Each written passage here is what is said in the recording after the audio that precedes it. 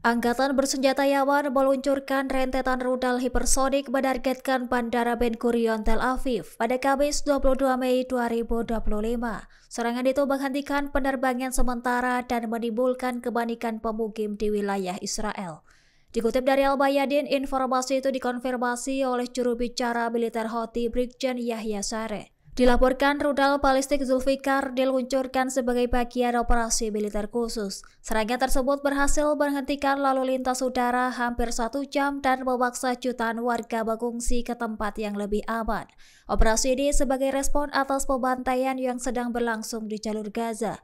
Seusai peluncuran rudal, sirene serangan udara terdengar di seluruh wilayah Al-Quds. Sementara itu, media Israel melaporkan terjadinya ledakan besar di jantung kota Israel. Selain itu, pejuang Houthi juga melancarkan serangan pesawat dirawat ke target vital di Yafa dan Haifa.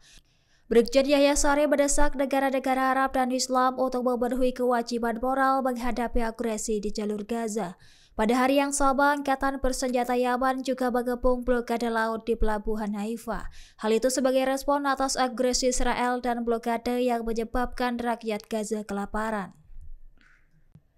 Prancis dan Arab Saudi dikabarkan tengah merancang proposal untuk melucuti senjata kelompok Hamas.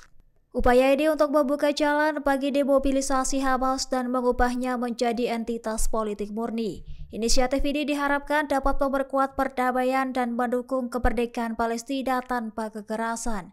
Dikutip dari Jerusalem Post pada Jumat 23 Mei 2025, pejabat Arab Saudi telah menghubungi pimpinan Hamas.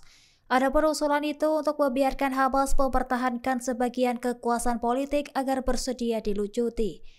Tujuan akhirnya untuk menjadikan Hamas sebagai entitas politik murni dalam pemerintahan Palestina mendatang. Proposal ini diyakini menjadi bagian dari solusi jangka panjang untuk masa depan pemerintahan Palestina.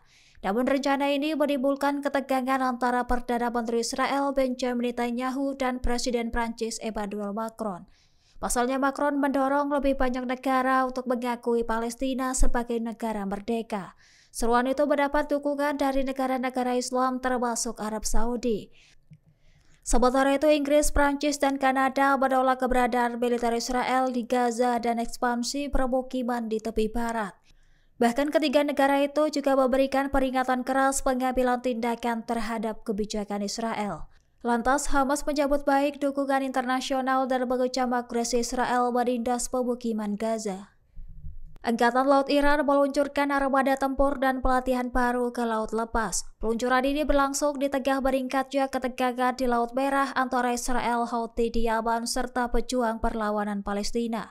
Dikutip dari Tasnim News, pernyataan itu dikonfirmasi oleh juru bicara Korps Garda Revolusi Islam, Jenderal Ali Muhammad Naini, pada Kamis 22 Mei 2025. Ia pun memperingatkan pasukan Zionis atas tindakan agresi terhadap Iran.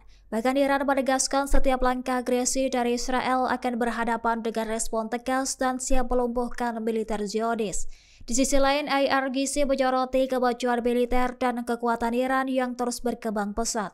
Kelompok itu menekankan bahwa rezim Zionis selalu berada dalam pengawasan pejuang Republik Islam. Jenderal Iran itu juga menyebut Israel mengandalkan Amerika Serikat dan pemerintah Barat yang kini melemah. Adapun stabilitas kawasan dan dunia tidak akan pulih selama Israel tetap ada.